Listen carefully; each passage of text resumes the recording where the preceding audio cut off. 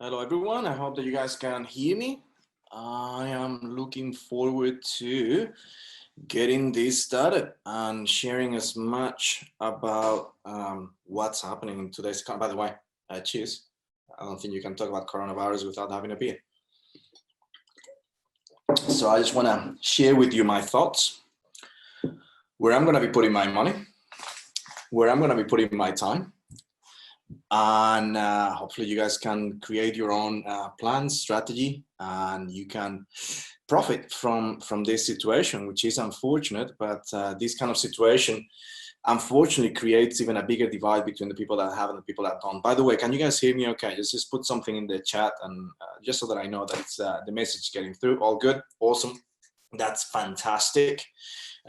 We have quite a few people today, which is really good. And more people seem to be showing up, which is fantastic. It's good that we upgraded the program, because that's probably one of the biggest crowds that we've ever had, which is really exciting. So what the heck is happening? I am, yeah, completely great beer choice, isn't it? You couldn't have anything else. I honestly don't know what the hell's going on. This makes less sense to me the longer that we get on with it. It's absolute mayhem and craziness, and one stupid decision after the next. I am gonna try to keep my political views to the side and just focus on the facts of what's happening in the economy, in the market at the moment. If I do that, I know that I can be objective, and I can help you as much as I possibly can. Saying that, it is absolutely crazy. The way that we are absolutely destroying the economy is absolutely nuts. Okay, 1 second. No, that's all right. I mean, John is saying to, yeah, there you go. It's much better like that. You guys can hear that better. Thank you, John. It's good to have someone that actually knows how to do webinars over here. I absolutely hate webinars with a passion. I think that, I know that I'm all about seeing people face to face and doing business face to face, or at least on the phone. It's the way that business should be done. It's the way that you create relationships. It's the way that things move forward. But yeah, actually, next time I should be talking about my political views next time, and what I would do to fix this problem, which is a completely different arena. And I honestly don't want to get into it, but give me another beer and I may actually do. But the decisions are crazy, but we cannot keep making crazy decisions for a long time. And that is my hope. And that is my hope for everyone. Because unfortunately or fortunately, whichever way you want to look at it, some of us are actually okay. We're going to be fine. I mean, we don't have an issue whatsoever. I'm in a great position, both financially, personally. So this thing, for me, it's only going to create more wealth, which I'm upset about. Honestly, I can assure you that I'm upset about it, because the divide that we already had between people with money and people without was huge. And now it's only going to get bigger. Because what's happening is that we're destroying the economy completely. We're creating a vacuum of value in a lot of assets, and which people are going to buy those assets at a discount? People like me. There you go. The girls are going to feed the lambs. That's rural life for you. So so the people that have money, the people that are in a good position like I am at the moment, are going to be able to benefit immensely from that. And the people that are going to be hurting the most, unfortunately, are the people that have less. And that's what breaks my heart, absolutely kills me, because I am all at the moment about trying to help, and as much as I possibly can, bring inequality onto everything that I do. And this is not going to work. It's just not. We are literally plunging the economy not into a 2-year recession, but potentially a 5 to 10-year one, if we keep doing the things that we're doing at the moment. And it all looks really good in terms of leadership when we're trying to eradicate a virus, which anyone that knows anything about viruses knows that it's bloody impossible now.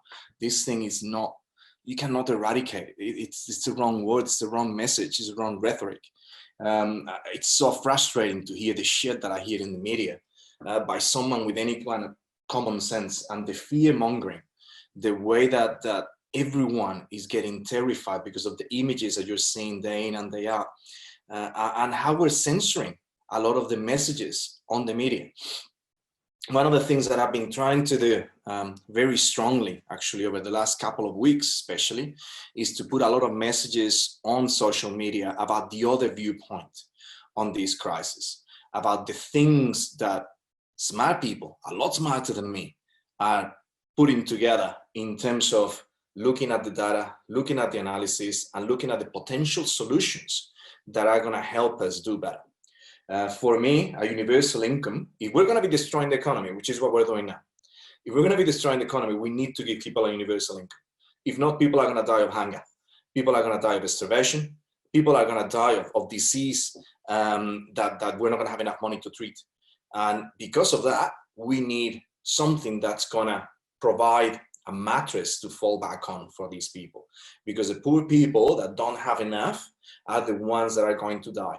And I can assure you that any kind of math that you do at the moment is going to give you the same result, which is that more people will die out of the results of the economic meltdown that we're producing than of this fucking virus. And that's a reality of it. And it sucks.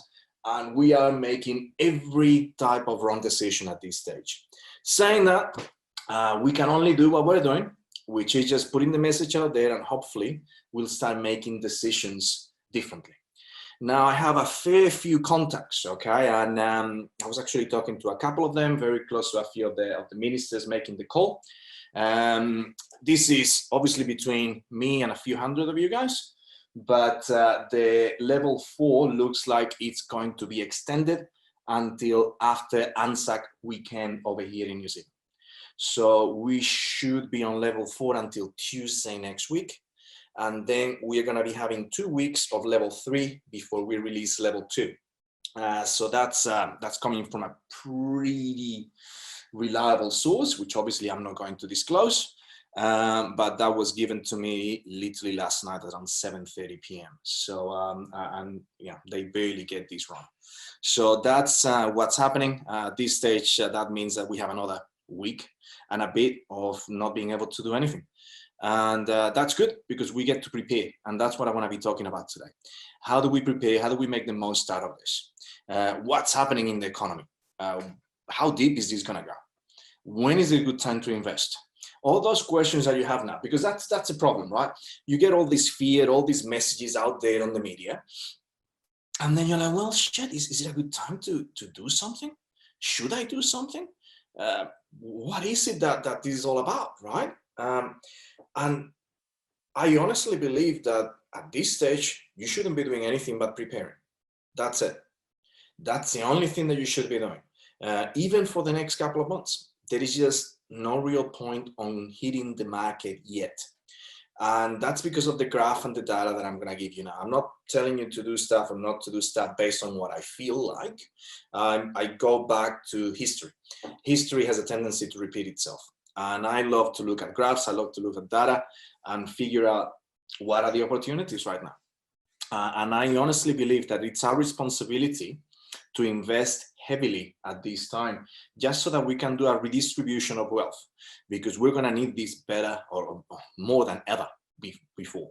We're going to have people that are going to be in New Zealand. I'm not even talking New Zealand and Australia.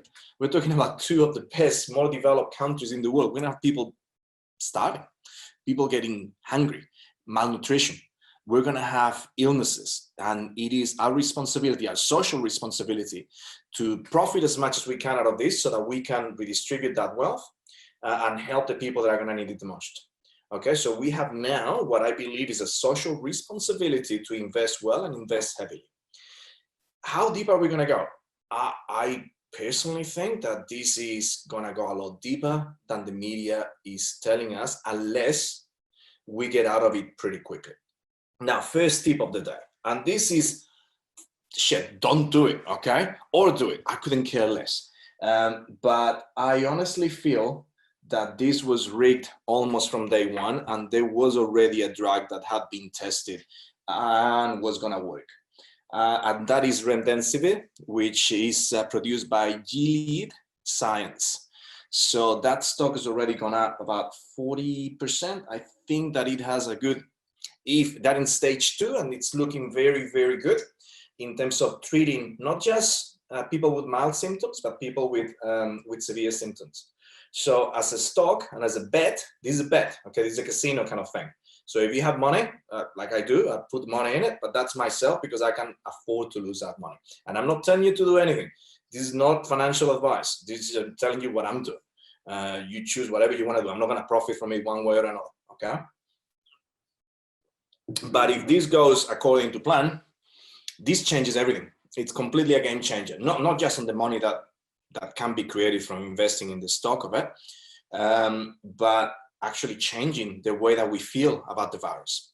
Because if we can already cut what I believe to be a fairly low mortality rate, most of the studies and data that we're looking at and that are relatable to both Australia and New Zealand look at a death rate, mortality rate of probably around 0.3 to 0.5, which when we look at a severe flu cases go up to 0.5 mortality anyways.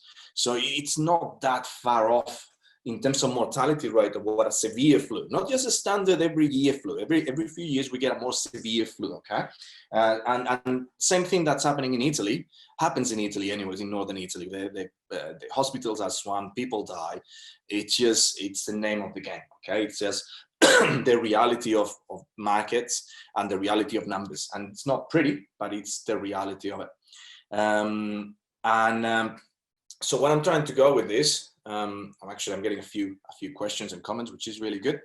Yes, I have quite a few things. We're going to be talking about bonds, interest rates, everything else that comes with this. But this is a game changer because if we have a treatment, that means that the mortality rate will be severely reduced, potentially under 0.1. Anything under 0.1, we don't care, essentially. People die, we assume that's the way that it goes because we live in a society. So we have to do the best that we can for the general public. So if we get that done, which could happen relatively soon, then we go back to a relatively standard economy. That means that the recession that will be created will probably be very similar to what we created in GFC. So if this gets fixed, whatever fix looks like, within the next couple of months, I think, okay, don't cover your mouth with your hand when you cough. Excellent. I'm completely isolated here, so I'll just cough straight at the screen. Okay, hopefully it doesn't go through some kind of 5G technology to get you guys. But that was good. That was funny. So it is potentially fixable, very, very fixable, if everything goes according to plan and this kind of fixes itself within a couple of months. If it doesn't, this is not a GFC, this is a hell of a lot deeper. And what happened on GFC when it comes to real estate, which most of you guys are probably interested in property when you came here, what is really, remdesivir is there. Let me just send you a note of what the drug is called so that you guys all can have it. Remdesivir. And I'm also sending you the people or the company manufacturing it, just so that you can have it all. Cool. So hopefully that helps. This is what happened on GFC. This is our, hopefully, best case scenario now. And this is what I believe, that there is no real rush at the moment on getting started on anything. This is the time to prepare, to get your lending right, to get your accounts right, to get everything, from insurance to your family life the right way. So just spend time preparing for what's going to become one of the best times, probably the best time over the next 20 years to get into any kind of investment, but especially real estate. Because I do believe that we're going to have anything between 12 to 24 months, maybe even longer if we don't fix this as quickly as I think it could be fixed, where the market's still going to keep dropping. And in my view, I am feeling that the drop could be and will be more significant than on GFC. So my feeling is that it's going to be anything around 15%, potentially up to 20. Sorry, I'll cough my elbow. Up to 40% in areas that are going to get hit really hard. And those areas are areas that are tourism dependent. So we have two specific areas that are going to get smashed pretty hard. One of them is already happening, and that's Queenstown. Queenstown is absolutely going to get destroyed like it was destroyed in 2008. And that is unfortunately why I keep telling people not to invest there, because the market's not strong enough and resilient enough to just stand on its own 2 feet yet. I think that on the next term, it's a good possibility for you to potentially get into it and look at more of a holiday-led kind of situation. And I'm looking at that anyways, depending on how deep it goes. If it goes up to 40%, I'll probably personally buy a few again. I mean, I had houses in Arrowtown when it was good and it made sense. And I do believe that if it goes back to that level, there is definitely a lot of potential on that area. But at the moment, it is a scary proposition for anyone that has property, whether it's Queenstown, Wanaka, all those areas that are just tourism heavy. And the other one is obviously Rotorua. Rotorua is tourism driven. And the good thing for us in Rotorua is that obviously we also have cash flow over there. And now when shit hits the fan is when people think about the message that I gave them, right? Which the message is, take care of your cash flow. The equity will take care of itself. And it's a message that it's not sexy, because it's so much sexier to say property is going to grow by freaking 200%, right? Over the next whatever it is because of this, and these other bullshit. And then it doesn't happen, or, you know, Corona happens. So you have something like that, and all of a sudden you lose 15%. You have a negative cash flow situation. You have to sell the property. That's when it hurts. And unfortunately, someone in a better position, someone that's actually done their homework and knows what they're doing, are going to buy those houses and do something with them. But that's why I do feel that you have time to get this thing together. The other thing that you're going to have time to do is to amass investors so that you can invest heavily by using their funds. Funding is going to become easier, lending, and I'll talk about that later on. And for me, it's simple math. Essentially, banks need to make money. If they don't lend, they don't make money. And in this kind of situation, people are going to be scared. So they're going to be borrowing less money, which means that they're going to be making less money. Therefore, they need to open the doors to more dangerous, or how can I put it, more commercially sensitive lending, which means that you're going to be able to get more money from banks than when the market's going up big time. And I don't expect the market to go up for a little while. But at the same time, I do expect cash flow to do really well, because rentals during these times do pretty well. Minimum, they're going to be stabilizing. They were going at about 4 or 5%, okay, in terms of growth annually at the moment. Even if it stabilizes around 1-2%, that's still good. That's still going to be well above inflation that we're going to get. Trust me on this. So it's still going to be absolutely fantastic.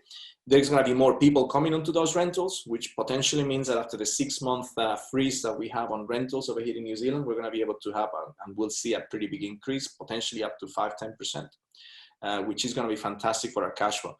Property prices go down, interest rates go down, cash flow goes up, you're in a good position.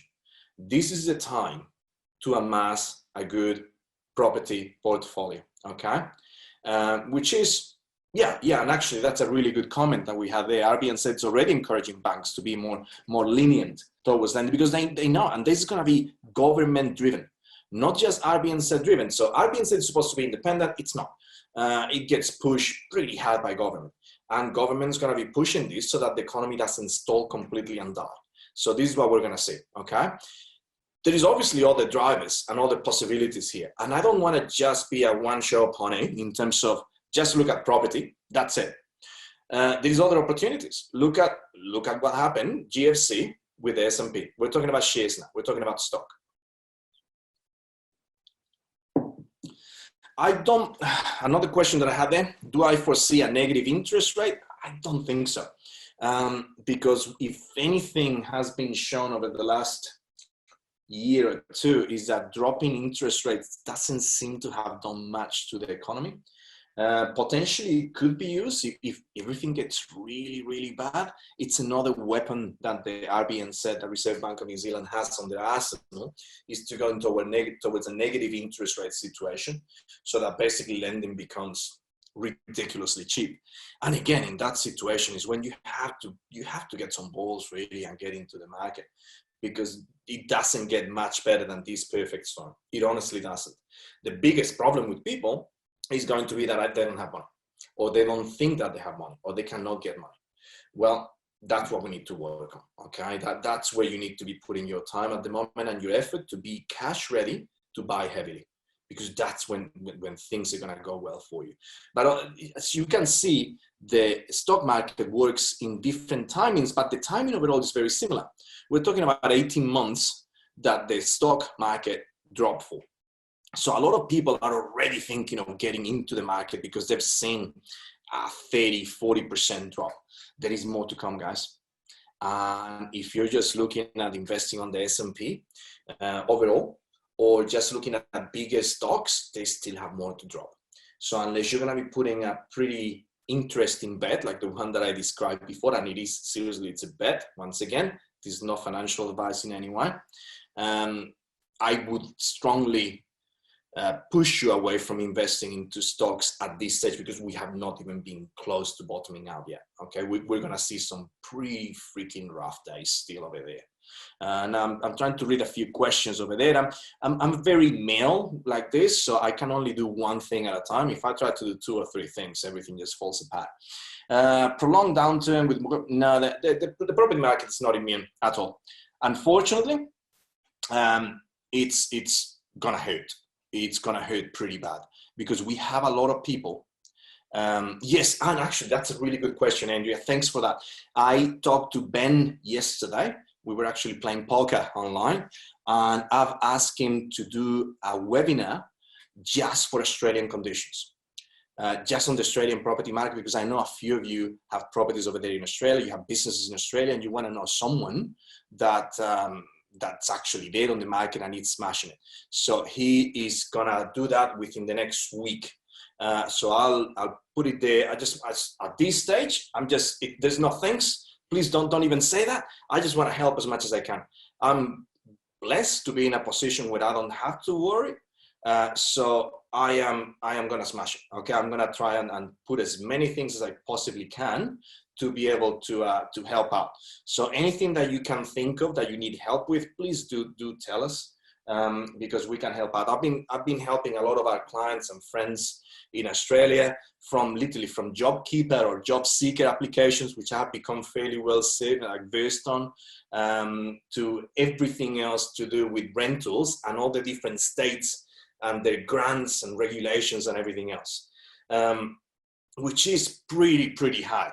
And yeah, we have a couple of friends that have Airbnb houses. I've been reading a few things there, and dude, it's terrible, absolutely terrible. I wish my hat goes out to you guys, because if you have that level of exposure on things like Airbnb, it is pretty hard. But my thinking when it comes to Airbnb is that it will come back, and I wouldn't transform them or change them into long-term rental.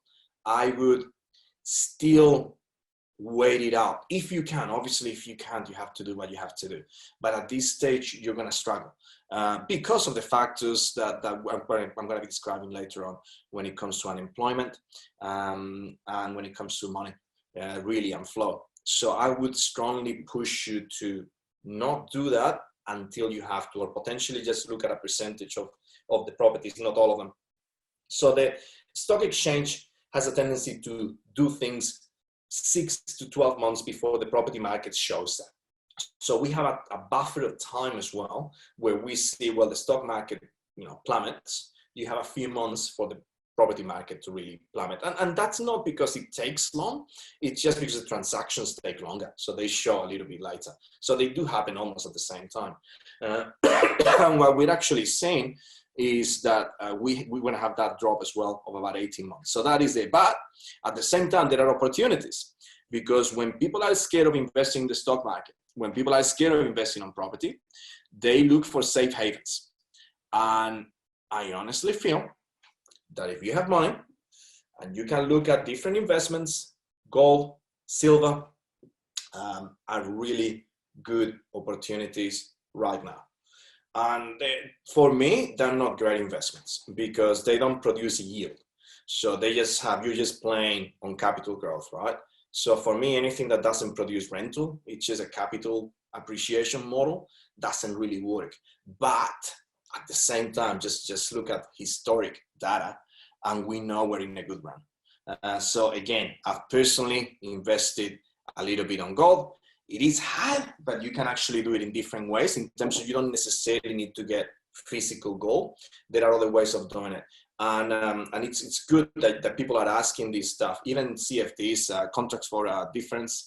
You can play with that. My fear with CFDs is that the leverage that you get there for people that don't really know what they're doing could potentially hurt you.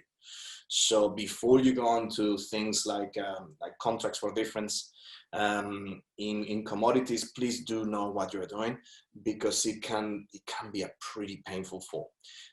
But I will also try to put together something. I have a couple of people that are pretty well versed when it comes to commodity trading, and see if I can put some kind of an event or something for you guys to just be able to learn more. I'm not great at it. I'm really not. I'm very happy to admit when I'm not good at something, and I'm not good at commodity trading. I don't really know enough about it, but I do know enough people, and I know the basics.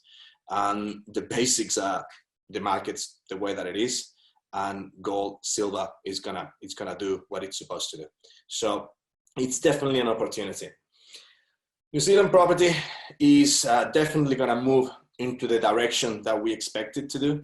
Property prices and the demand for property is still there. So nothing has actually changed besides the virus, right?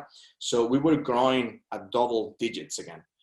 Saying that, we were gonna have a turn when it comes to the property market. And there is no question about it. We couldn't keep growing at the level that we were growing. So this virus, I think that I was introduced the other day to a concept called harvesting when it comes to economies and cash flow. And essentially, and death rates. It was actually related to death rates or mortality rates. And essentially it means that for this related to things like flu or other factors of death, right? So people that are dying from coronavirus tend to be people in their 80s, 78, I think is the average age at the moment for some of the last data that I was reading. So these people had a very low expectancy rate because they had high morbidity factors, right? So essentially, they were going to be dying whether it was this season or next season. So essentially, this concept of harvesting is that it happens earlier than it has to do, or early harvesting of something that was going to go there. Well, I think that the same thing has actually happened in the whole economy. The economy was definitely down for a downturn. It was going to happen within the next couple of years, in my view, and it's just happening now. So this is basically forced us into what was going to happen anyways. It's just the way that it works. We cannot always go up. We need to have our downs. And that's the only thing that it can do. But the reality is that we still, when it comes to property, have the same issues that we had before the virus, which is we don't have enough houses. Now we have a bigger issue though, which is that people want to be in New Zealand. That is going to create more demand, and we're still short on the supply. Not are we just short on the supply, but you know what I've been getting? A lot. And I'm talking a lot of, in the last week and a half to 2 weeks, emails from developers that are suffering already. So what we're gonna see in the media over the next 2 months is development, especially small development companies going bust, because they cannot take this. This is extremely painful for them. And that is going to push a lot of new builds out of the market. meaning that it's going to create a vacuum of new builds, and we have people returning to New Zealand. A lot of Kiwis coming from overseas because of the situation and the fear mongering and everything else that's happening in the market. That's obvious. And then we have Australia, which is an interesting one, because Australia is essentially pushing a lot of our Kiwis to come back to New Zealand because of the way that they're getting treated at the moment. So that is, at the moment, I do believe, and don't quote me on this one, it's 680,000 Kiwis just in Australia that could potentially be in difficulty soon, and they have to come back home. This could be another situation, especially for areas like Auckland, like what happened exactly after the Christchurch earthquake. So, and this is the same thing. This is a natural disaster, right? So we're going to have people from overseas, they get affected by a natural disaster, it's COVID instead of an earthquake, and they come back home because that's a safe place. So we're going to see a lot of that in areas that people want to be in. Obviously, it's Auckland, satellite cities, we're talking about Wellington, even Christchurch will probably benefit from this quite strongly. So it's one of those things that I'm starting to change my mind about Christchurch and the potential that it has. So it's definitely changing, and it's going to create that demand that we need, but the supply is going to be short because the developers are going to be broke or scared to get into big developments. So we're going to have a vacuum that's going to create essentially the perfect storm for more growth on the market, or for the market not to go down as much as we potentially could have gone down. So I do think, and this is just my view, I'm pretty good with these things, but you know, sometimes I get it wrong, that we are really looking at 18 months, and the rebound will be quick, and it will be a big rebound. So we should be able to go back up to standards within 6 months after we hit that bottom. So if we go down 15% in the next 18 months, which very likely we will probably go up another 15 within 6 months. So within 2 to 3 years, we should be back to square. It's good for me to say that because I'm fine. For some of you guys, that sucks, okay? And I get it. But at the same time, it doesn't suck so much because you get the opportunity to buy a lot of stuff. Yes, okay. So why are the developers gonna go bust if there is demand? Because the demand's not gonna be there right away. Developers, unfortunately, work on very tight budgets, and they have a tendency to overspend, not just in their developments, but in their life. So most of the developers that I know are basically bordering being broke. I'm generalizing, there is some bloody good developers that are doing well, and it's fine. But it is that time at the moment where you're gonna have 6 to 12 months of the market dropping. They cannot take that long. A developer cannot hold that level of lending with the money that they have for such a long time. And the demand will come back, but at the moment, that demand and those people coming in, they're staying in houses with other people. They are renting. They are not really buying new stock. And that's what we see, that gap. It's a cash flow gap, essentially, that's being created. This virus thing is creating a massive cash flow gap. And anyone that has a business should be familiar with that model. And they are going to be able to, they're going to suffer. Even if banks helps them, and thanks for that comment, it's too big a help. Banks cannot keep helping people that small. Yes, they're going to help. I was talking to someone, one of the biggest loans actually with Westpac. I think they have about 300 mil at the moment on property developments on Westpac alone. And they are getting help, you see, because it's 300 mil. So literally, I was having that conversation 2 days ago. So they are doing what they need to do in order to make sure that a company that big with that much lending doesn't go down. That is definitely going to happen. The average investor doesn't have that. And the reality is that the bank will have enough to potentially recover some of it, and some of it is going to have to be written off. Potentially, it will be the government that will help the bank to write that off because it's not salvageable. It's too big a gap. So there will be issues. And we have, like I said, quite a few. I've got 7 or 8 emails over the last week and a half from developers offering their stock at a discount and offering me a shed load of money to push stock, which is new stock.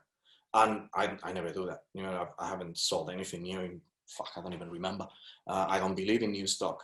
So the reality is that we have that pain, and I'm seeing that pain. And that is gonna be huge. Yes, the whole payment holiday, and I've just got a couple of comments about having a holiday on the mortgage. Don't do that, because the interest is gonna keep accruing, and then you're gonna be paying for it later on. If you can pay, just pay. And developers, unfortunately, just cannot deal with it. And it's going to hurt, unfortunately. It is really going to hurt. But we have that supply and demand that eventually will come through. We're seen as a safe haven. I've seen a couple of other really interesting concepts and ideas. And the other good thing about bad shit happening is that people come up with new cool ideas. And one of the new ideas that I've heard is about potentially offering a visa, permanent visa, to wealthy people. I think for New Zealand, that's awesome. Because it brings new development, new money into a country that is going to need it. Every country is going to need it. And if we can have people and we make them, not just if you're wealthy, come to New Zealand. You know, that's not what I mean at all. Okay, let's, again, I don't have any kind of xenophobia. I wasn't born here. I'm Spanish, well, Spiwi, right? Spanish Kiwi now. So it's not about that. It's about, I want to make sure that if someone's wealthy and they get a visa to be here, they're helping the community. So what they need to include is an investment proposition, employment proposition. That's where we're going to struggle. And hopefully we'll have a few of those proposals coming through and helping people to be able to do what they're supposed to do. Why am I not in favor of buying new stock? Because new stock is usually overpriced. Developers have their margins. Anything new, you're paying an extra 20-25%. My model has always been based on two things. Being able to recycle your deposits, which is extremely hard to do on a new development, and to be able to save your ass when shit happens like this. And new builds, unfortunately, don't produce cash flow. They are cash flow negative. So that's why I haven't really pushed it in any way. Saying that, I think that with the drops that we could potentially see those new builds on, there could be some interesting, especially dual key stuff. We may be able to cash flow it enough to look at it. And if we buy it low enough, it could work. But at this stage, I haven't seen anything yet that's worth mentioning. So I would stay away at this stage. So we still have a really strong demand on rental. We are going to keep having it. There's no question in my mind that demand for rental is going to go ballistic. We're going to have a lot of people from Australia, a lot of people from all over the world coming back. It's going to take time. This is not going to happen right away.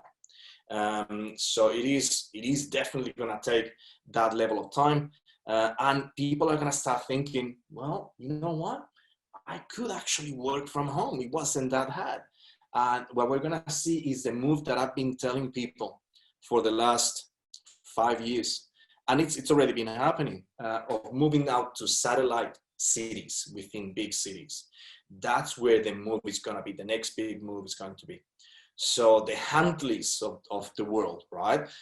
Those areas that are close to cities, but they're not there, that you can travel within an hour. Those are the areas that are going to see some of the strongest demand for rental and for growth as well. So just look at those ones. We're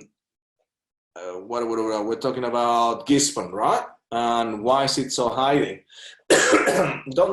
When it comes to a smaller market, sorry about that, I coughed again to my hand. I know that a few of you get offended, so my apologies.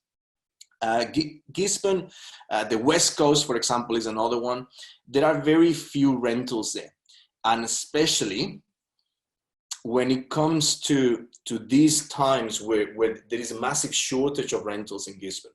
So that means that very few come to the market and the numbers can be skewed terribly. So that 36% is not very real in my view. It hasn't really pushed. The prices haven't gone that much. It's just that we haven't had enough to create a really good median. And markets like Gisborne, what I tell people to do is to take a 3-month median. So instead of just looking at month by month, like basically this chart, that's what it's doing. So it's doing January to January. And the difference between the 2 months, I actually look at overall what's happening within a few months. So it's not as bad as it looks. This is what's as bad as it looks. People are terrified, and they're the two people that drive a lot of the economy. Yes, exactly the same thing in Southland, Nancy. Identical. So it's just there is not enough people, so then you don't really create that. So this is the fear that's driving the market to do really crazy bad stuff. And that's what's going to create that vacuum that I've been referring to for the next 12 months, which is we're not going to have first-time buyers. They are terrified. The Kiwi savers have been absolutely decimated. And it's not even about money. To be perfectly honest, the banks will be able to lend more. They will create new schemes to be able to incentivize that investment on first-time buyers. It's a fear. When people are scared, they just don't make the right decisions. We've all been there. We've all been scared. There's no shame on that. We all get scared every once in a while, and when you're scared, you just not you. So you make wrong decisions, and things go wrong. Mom and dad investors, exactly the same thing. Absolutely the same thing. Okay. Sorry, I'm just trying to read something that John is telling me, so that he's helping me out to make sure that everything is all good. Okay, cool. So yeah, he can actually help out as much as he can anyway. So if you can answer some of the Q&A stuff, John, that'll be great. I'll try to actually keep on top of chat rooms and things like that. So John is here as well on this webinar, which I didn't even know he was going to be, but it's great that you are, mate, because yeah, 2 is better than 1. So that's awesome. And if we can give more value, that's fantastic. And then we have mom and dad investors. They are going to be terrified, and they are going to feel that they don't have money. These are the people that are going to be losing their jobs, right? So mom and dad investors are the ones that rely on their income, and all of a sudden their income disappears, or a big chunk of their income disappears. And that is, yeah, that, oh, it's not early for a Corona. It's noon. Definitely not early. Definitely not. So they are the ones that are going to be selling their stock, and that's going to create opportunities, and we're going to be talking about that later on. But they're also not going to be coming to the market. So what we're going to see is a lack of competition over the next 12 to 18 months. And that is the only reason why I would go into the market at this stage, because the lack of competition is going to push it to a place where we can get fairly heavy discounts. And I do believe that I'm not exaggerating when you should be looking at 20% plus discounts at this stage. And that is the reality of it. And it's not pretty. It's not about taking advantage of people.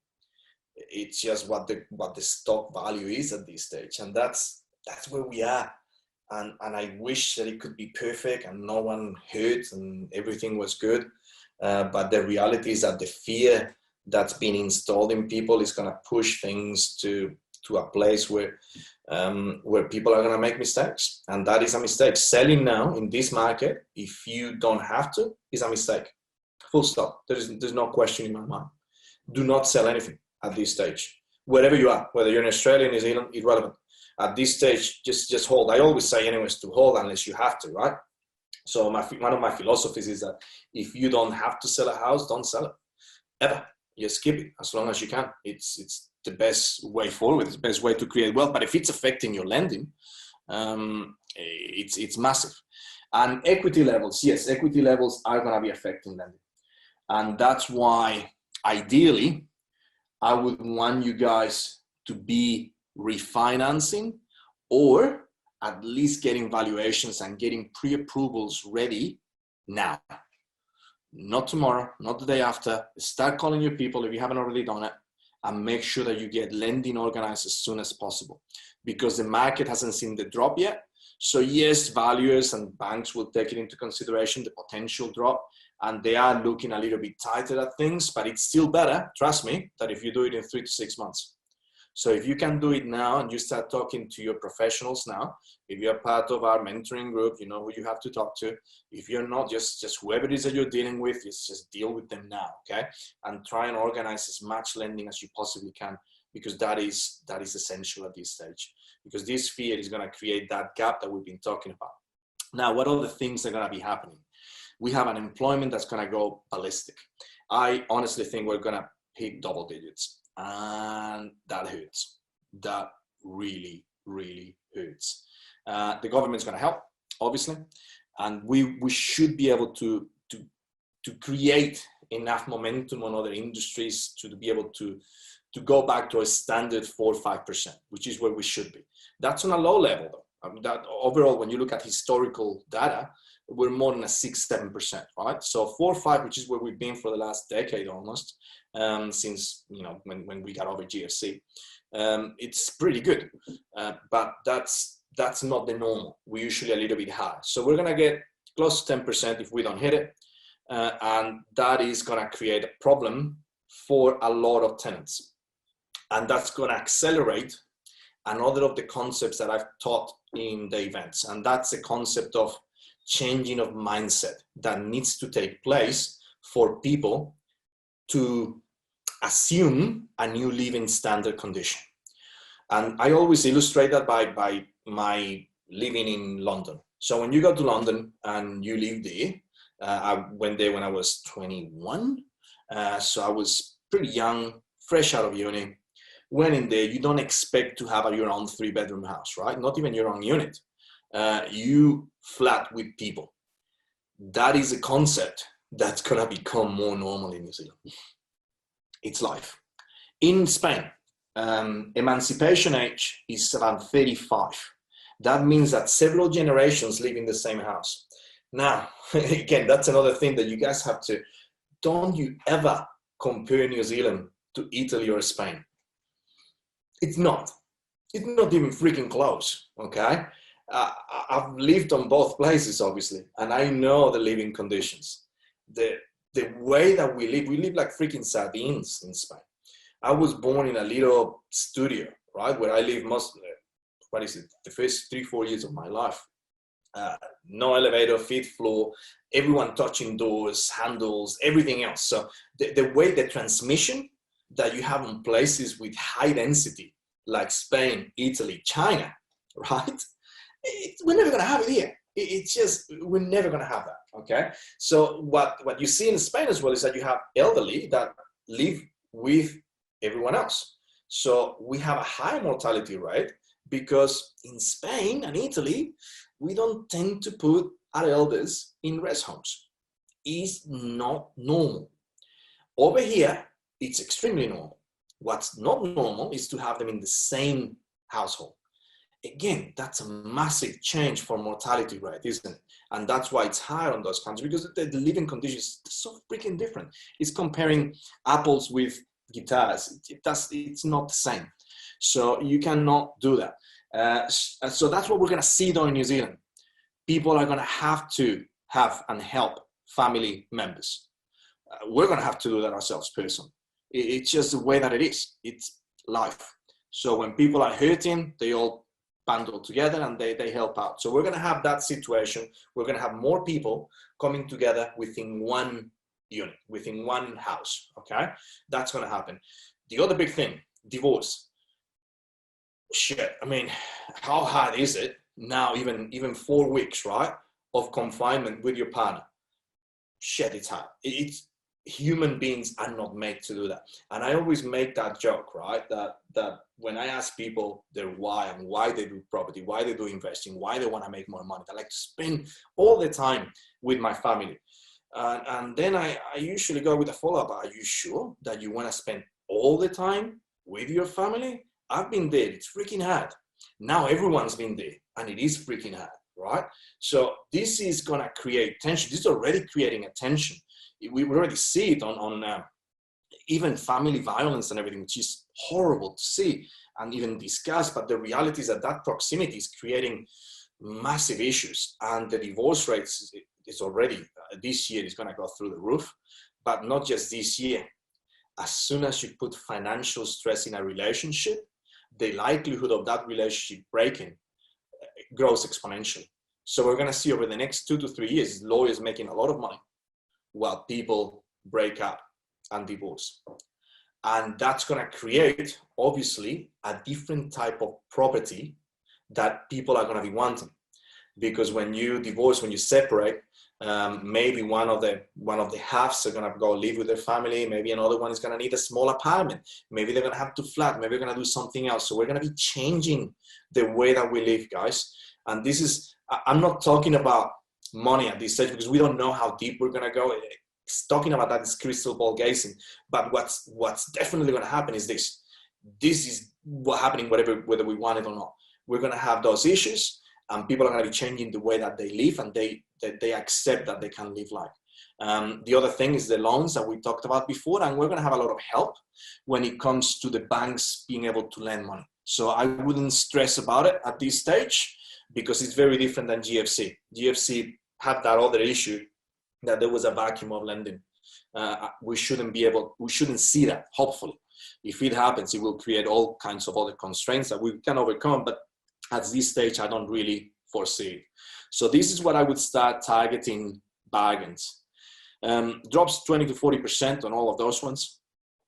These is the things that are going to go into the market and you guys can potentially do some exciting things with. Queenstown and Rotorua, especially looking at Rotorua, within the next year, you guys can create some bloody fantastic yields again. Absolutely fantastic yields. I haven't actually invested in regional areas for a long time, since 2009. I think was the last one that I actually, maybe 10, in a regional area. But I am going to be looking at Rotorua and the area over there because it's prime for making a lot of money on. Apartments are going to do what they always do when it comes to these market conditions. They're going to collapse. They always do. It's the typical investment property that people buy because they don't know what they're doing or they don't know what they're buying, especially over here in New Zealand. And by the way, this is a generalization. There are some people that are doing amazing things on apartments. Some of our best clients are actually just focusing on apartments. I'm not bagging it, okay? Quite the opposite. The people that do it well, they're still going to be fine because they're cash flow rich. They are smashing this. But apartments are going to be dropping, and it's going to be a bloody good time to buy a few because you're going to be able to create some really good cash flow out of those ones. And it's worth doing it because if you did it at the right time, you're going to be able to amass more money that then you can move something else. And that's what people don't do enough of. They don't move their money enough. Now it's a time to start moving your money and thinking about moving the velocity of cash, right? Which I talked about a lot. And that is that you need to buy investments when it's right, at the right time for the right investment, and then you have to sell it. You have to learn when to sell it and move on to the next level stuff. Apartments could be a really good entry point for you guys at the moment. And then there's going to be a lot of properties, especially South Auckland, typical investment areas, people that have overpaid and have been sold the concept of negative cash flow for growth. And they're the ones that are going to be hurting, especially when they lose their job or they have to take a reduction on salary, which we're going to see. Because a lot of companies are only going to be able to work. We're already seeing it. I mean, it's happening at PM to 20% pay cuts, right? So everyone's going to be taking a pay cut, which means that they're going to be able to pay for that gap between mortgage and rental and all the other expenses, obviously. So we're going to see a lot of those properties coming into the market. Now, one of the things that people are not talking enough about is that there are unitary plans. You can actually divide properties in Auckland and make one into two just with a building consent and doing it fairly effectively. I do believe there is a really good opportunity for you guys to be able to jump into that. I'm going to be doing a few of those ones myself. The other good thing about this situation, if you want to call it a good thing, it's obviously not a good thing if you're a contractor, but it's a good thing if you're using contractors like I am, is that building is going to become a little bit cheaper. The only thing that's going to become more expensive, and again, I was talking to another developer about this yesterday, which is another big pain for them, is that unfortunately, if you're not aware of it, our New Zealand dollar is dropping fairly heavily, especially against the greenback, which means that importing materials, which we do import most of the materials for building and construction, is going to become more expensive, therefore making their margins shrink even more.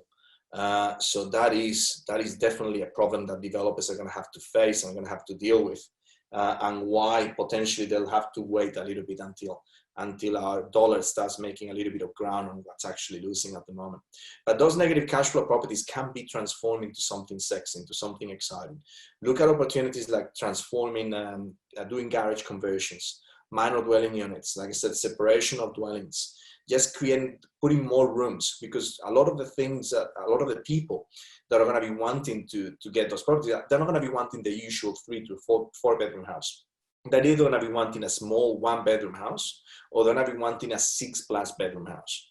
So you need to be targeting those properties, because they are the ones that are going to be in hot demand. They are the ones you're going to be able to get top dollar for.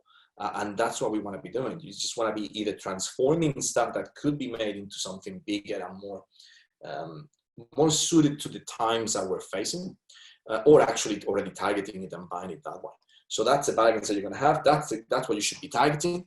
It's those multi-unit stuff that I'm talking about. Boarding houses are going to do really well, especially because a lot of the regional areas are going to start helping by local governments paying for some of those rentals, because social housing it's broken at the moment.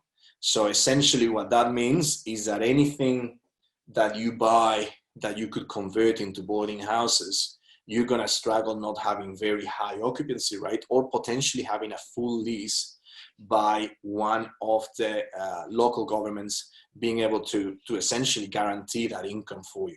So we're going to see a massive growth on an area in New Zealand that was still at the early stage, which is social housing. We've been teaching social housing at a different level, right? Because it wasn't really evolved enough. This virus is going to evolve social housing in New Zealand to basically becoming world-class, because unfortunately we're going to need it. Developers going bust. We're going to have intergenerational properties. That means that they're going to have several generations living on it, like we explained before. Those are the type of properties that you should be targeting. These are the ones that are going to make you money. They're the ones that you can smash day in and day out. There is other opportunities as well. And I don't want it to just be about property, because if you're in a situation where you need to create more cash flow, your wealth strategy is property. Yes, you're making a little bit of money when it comes to cash flow. You need more. Now is the time to invest in new businesses. Now is the time to look at new ideas, because the world's changing, and when there is change, there is opportunity. So just look at new businesses. Now, I had a question that I don't know if I want to answer, because sometimes shit, let's do it. Why not? Everyone should know what I think and what I feel. What are my thoughts on multi-level marketing? I'm not going to be a hypocrite, okay? I made a lot of money on network marketing, and I felt extremely bad about it. I have a certain set of skills. I feel like I'm in the movie Taken or something now, that are very suited to making money when it comes to things like network marketing. Unfortunately, 99% plus of the people don't have those skills, and they end up just wasting time and money. Most of the products, even if they're good, they tend to be fairly overpriced. And traditionally, MLMs or network marketing companies die during recessions, because people don't have that extra amount of money that's necessary to build that business. So I personally don't like them, and that's because I felt bad. It's some of that money that I made.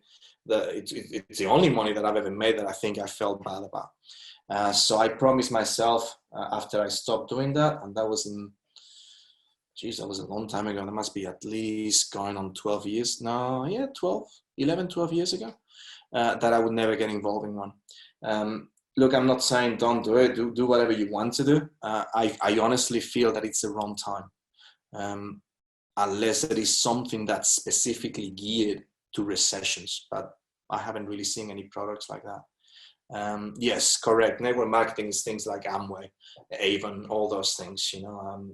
There is a lot of stuff at the moment. There is the water thing. I get this stuff all the time, right?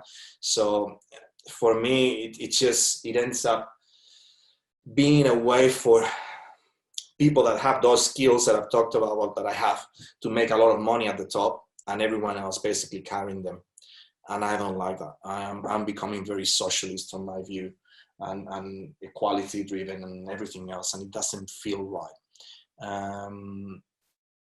Yeah, why did I feel bad about making money on that scheme? All right, yeah, it goes personal, and look, I don't mind going personal, okay? I just want to make sure that I go, but I'll answer that question 100%. Why did I feel bad? Because I felt that most of the people that were working with me on that network marketing business were not making much money, if any at all. And the whole idea is that I always want to help people, right? So if I am making money, and I was making substantial money, and they're not making money, that doesn't make me feel good. Even if the product is good, and I know that health-wise it probably did help them, I know that that product could have actually been purchased as well separately a lot cheaper and still get most of those benefits without having to go through the financial and time wasting opportunities. Saying that, there are some bloody good positives about getting into network marketing and things like that, which is what it teaches you to acquire different skill sets and know how to learn and run a business. But it's not the right time, and I would probably just push away from that.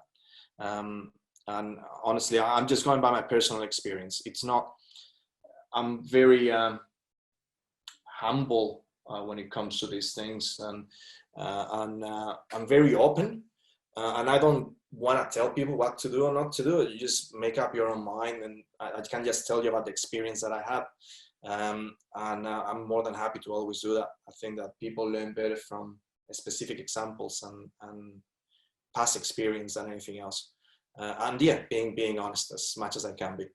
Saying that, if you need any help when it comes to network marketing, or if you want someone to actually, I'm more than happy to run something for you guys. If you're involved in that, I can tell you the skills that I think that you need to have in order to do well. I'll never get involved in it, don't get me wrong, but I can do that. I'm happy to do something like that too.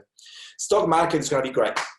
Seriously, if you have extra money to get into the stock market, get it ready, because you're going to absolutely smash it. Actually, there's a good question there. Like to renovate and refinance. Now is not the time to renovate and refinance. Now it's the time to renovate within the next, not yet, within the next 3 to 6 months is when you're going to be, why are we renovating within the next 6 months or starting a renovation then? Because labor is going to be cheaper. So when you have cheaper labor, that means that you can do the work at a cheaper rate, saving you money. But you don't want to refinance at that stage, because that's going to be at the trough of the market conditions. So what you're going to be doing is renovating, but unfortunately, you're going to have enough of a gap there, or you're going to have a gap there. That means that you shouldn't be refinancing for probably another year. So if you have enough money to do that, do it by all means. If not, you're going to have to do it a little bit later. So just try to do minimal work to be able to get the maximum amount of cash flow that you come into it. I honestly don't feel that buy to sell or flipping houses at this stage is anything that anyone new should be getting into. Am I going to be doing a few of those ones? Yes, definitely. But that's because I've done a few handy. So when you do a few of those before, well, it's not that hard. You kind of get a good feel. You know what you're doing. I would stay away from trading houses at this stage unless you have ready buyers. That's the only, I want to minimize your risk. And I might actually talk to John and see if we can put together one webinar just based on that, on trading and how to minimize that risk, because he's bloody good when it comes to those things, and I'll be able to help out and have my value on that. I don't think that we're going to see a lot of mortgage sales. That was another question. We will see them, but that's going to be within the next 18 months. They don't come through to the market that quickly. There'll be government help. They're trying to avoid a PR disaster at this stage, especially pre-election. So I don't foresee many mortgages. They will come through them. 2021, we'll see quite a few of those ones. And that's when you smash it. The recording of this will be available as well. So definitely will be available. Yeah, we want to make sure that you can watch it as many times as you want, so they'll get that information. And it will be great for you to watch it as well in a few years and then say, hey, shit, that guy kind of knew what he was talking about. So hopefully I can do that. Angel investors, cash injections, and everything else now. Okay, that needs to be a whole new different section, because I think that at this time in the market, there is the biggest opportunity that we have is on getting money. So we're definitely going to be smashing that. Absolutely smashing that. So I need to do it in a different section. And yes, everything's changed. Everything is changed, because all of a sudden, you know what, people are scared and they don't have a clue what to do. So you need to hit it now. While people don't know what to do, now is the time to ask for money. And people have money. There's plenty of money. Money is always going to be there. Someone just said they have a house under contract, under offer now. Should I continue with the sale? I'm assuming it's the purchase, the sale and purchase transaction. So that's my assumption on my answer. And that is, it depends. And for me, it depends on the cash flow. If the cash flow is good, then do it. But it also, if it's just under offer, it also presents a great opportunity to renegotiate on that situation. And that is a massive one. Rent to own lease options are not, everything's changed. So lease options were great 6 months ago. Now all of a sudden you're going to struggle to be able to get tenant buyers, because people are scared. So you're going to have plenty of houses. You're just not going to be able to get that many tenant buyers. But if you have the tenant buyer, once again, and there is no risk, then yes, definitely smash it. So that is good.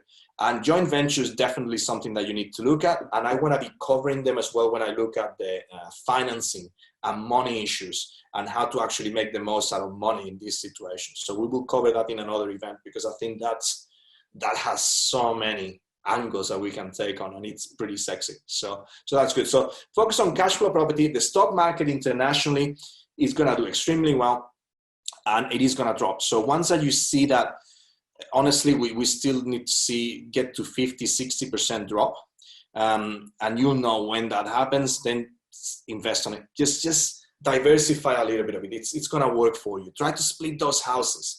Get money from other people. And I want to put, again, a whole new webinar on that, based on that. But at this stage, what I want you to do is to be ready. So I want you to call all these people, and we'll send you details on a few of them if you don't have them, whatever it is that we can do to help, you know. But talk to your mortgage broker. Get your insurance run, okay? Because now is when people freak out. They're like, oh, I didn't have, I actually do have a few brokers for stocks. I actually use them in Australia. Just because I have interest in Australia. So if you don't mind, I can recommend those ones. I'm happy to send them to you personally, Karen. That's not a problem. Yes, now it's when people think like, oh shit, I should have had insurance ready. You know, I'm losing my job or things are going wrong. Talk to your insurance broker now. Manage your expenses, tighten everything up so that you look sexy, okay? When it comes to lending, make yourself look good. Now is the time to be frugal, to be alert, to be ready, to study, to surround yourself with good people as well, because that's now you need it the most. Okay, you really need it. You need healthy people, not just of physical health, but mental health, because it is hard. So you need to have all that stuff. So get everything ready, get your accounts ready, and smash it. Thank you so much for all the comments. Seriously, that's bloody fantastic. And yes, we will send all those details of the people that you should be getting to. Everyone that was in the webinar, we'll send you when it comes to talking to these professionals, and hopefully you guys just smash it and just get ready, because there is going to be a lot of opportunities. And once again, it's your social responsibility to help other people. And I will keep doing these events. I want to keep doing more and more. And any ideas that you think, anything that you can think that I should be talking, I'll do it. So just put it my way. Super happy to do so. Hopefully you enjoyed that. I bloody did.